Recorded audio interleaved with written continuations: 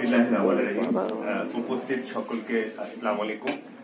এখানে অনেক জ্ঞানী গুণী ব্যক্তিবর্গ আছেন। এখানে উপস্থিত আছেন ডক্টর আব্দুল লতিফ মাসুদ স্যার।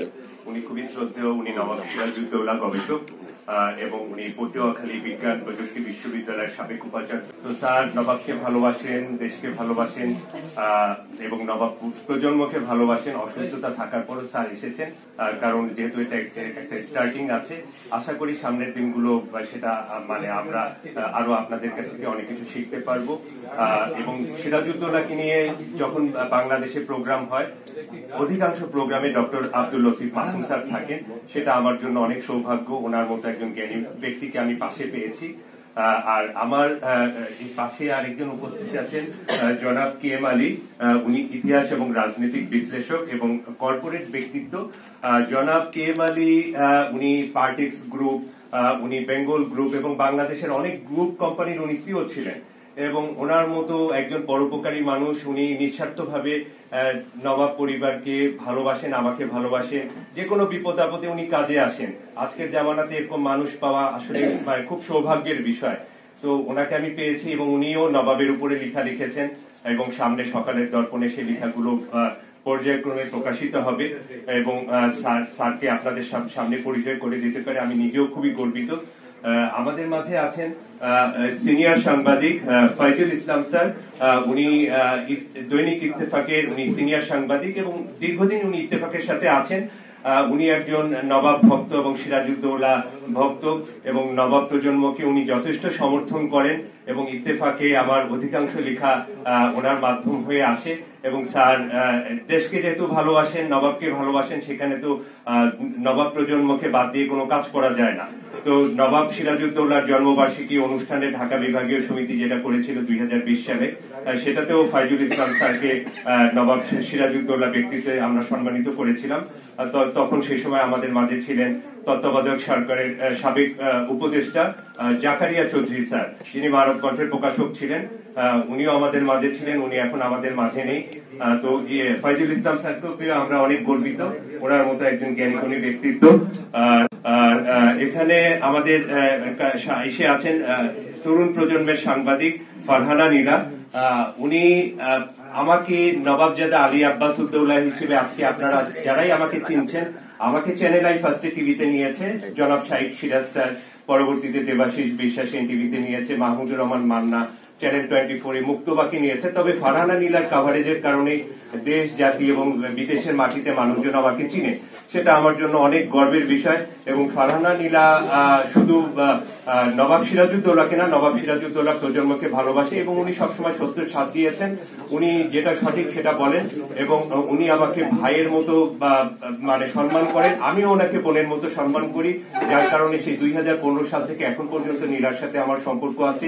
যে মোহনা টেলিভিশন, পরবর্তীতে নিউজ নাও বাংলাতে এখন উনি আছেন, আর্টিকেল 19-এ আছেন আন্তর্জাতিক গণমাধ্যমে। তো উনি এবং নবাব প্রজন্মের আজকে জামানায় দেখা যায় যে অনেকে মুখে ভালোবাসার কথা বলে, পাশে থাকে না, কিন্তু নীলা তখনও ছিল, এখনো আছে এবং আশা করি সামনের দিনও থাকবে। এবং তার মতো গুণী সাংবাদিককে আমি কাছে পেয়ে এবং সকালের দর্পণের আজকে উনি উপস্থাপনা করছেন, আমি খুব গর্বিত। আর আমাদের মাঝে এখানে আছেন তরুণ প্রজন্মের নেতা শেখ স্বাধীন। শেখ স্বাধীন উনি নবাব সিরাজউদ্দৌলাকে নিয়ে একটা বড় প্রোগ্রাম করেছিলেন জন্মবার্ষিকী, যেটা 2018 সালে ঢাকা ইউনিভার্সিটিতে, এবং সেটা খুবই বড় মাপের অনুষ্ঠান ছিল। এবং শেখ স্বাধীন বয়সে ছোট হলেও সে সম্মানিতকে সম্মান দিতে জানেন উনি। তো উনি আমাদের মাঝে এসেছেন এবং সামনের দিনও আশা করি আমরা একসাথে কাজ করব স্বাধীন ভাইয়ের সাথে। এবং উনি তরুণ প্রজন্মের রাজনীতির সাথে আছেন এবং তরুণ প্রজন্মই সিরাজউদ্দৌলার বিষয়টা ইতিহাস ঐতিহ্যের বিষয়ে আগিয়ে নিবে। আশা করি স্বাধীন ভাই এবং আমরা এবং আমাদের যারা উপদেষ্টা যারা আছেন সিনিয়র, তারাও আমাদের পাশে থাকবে। আর আমাদের মাঝে উপস্থিত আছেন মুসলিম লীগ নেতা শেখ সবুর সাহেব। উনিও নবাব প্রজন্মকে এবং সিরাজউদ্দৌলাকে ভালোবাসেন, সিরাজউদ্দৌলাকে নিয়ে উনি কাজ করেছেন বিগত সময়। ওনাদের মুসলিম লীগের অনুষ্ঠানে আমাকে সম্মাননা দিয়েছেন। শেখ সবুর সাহেবকেও পেয়ে আমি খুবই ধন্য।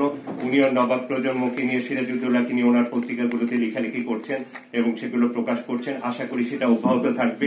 আমাদের মাঝে আছেন গণ অধিকার পরিষদ, যেটা ভিপি নূরের দল বলে খ্যাত। উনি একটু ব্যস্ততার কারণে আসতে পারেননি, তো ওনার পক্ষ থেকে এসেছেন জনাব তানভীর ইউসুফ সাহেব। উনিও একাধিক প্রোগ্রামে আমাকে নিমন্ত্রণ দিয়ে থাকেন গণ অধিকার পরিষদে।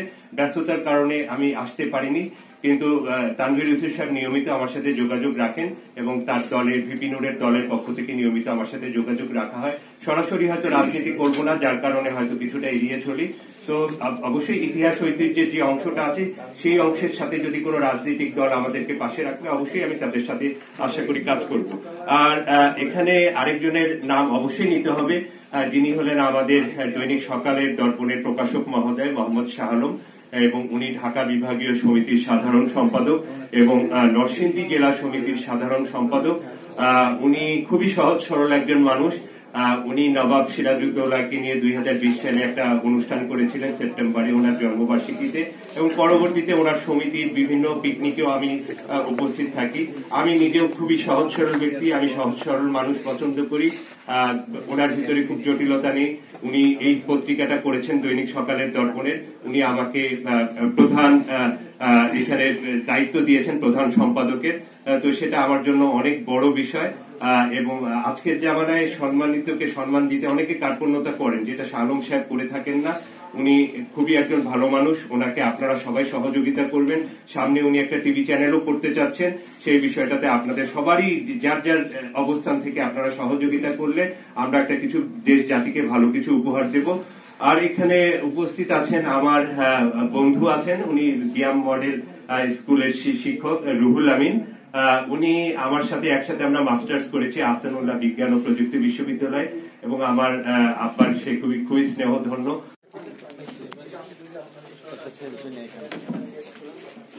সবাই পত্রিকা হাতে